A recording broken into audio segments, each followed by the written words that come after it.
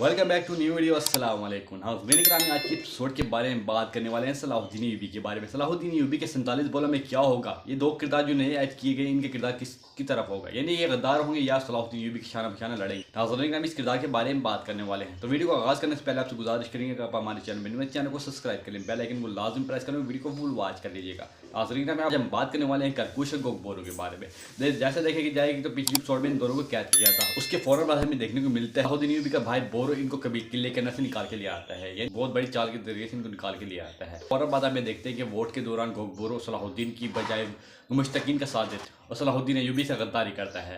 नाज़रीन ग्रामी क्या आप लोग ये सोच रहे हैं कि क्या ये वाकई में इसने गद्दारी की होगी? नाज़रीन ग्रामी जहाँ तक हमारी बात है सलाहुद्दीन की, इसके ना कोई चाल जरूर होगी। जैसे आप लोग देख सकते हैं जिस तरह सलाहुद्दीन यूबी ने कारा तेगिन को इनके दरमियान छोड़ा, यानी मुश्तकीन का साथी बनाने के लिए छोड़ा था। इनकी यानी कि आपस की दोनों की चाल थी। अब देखा जाएगा क्या गोगबोरो सलाहुद्दीन यूबी का साथ दे, इसके बारे में कमेंट सेक्शन में लाजमी जवाब दीजिएगा।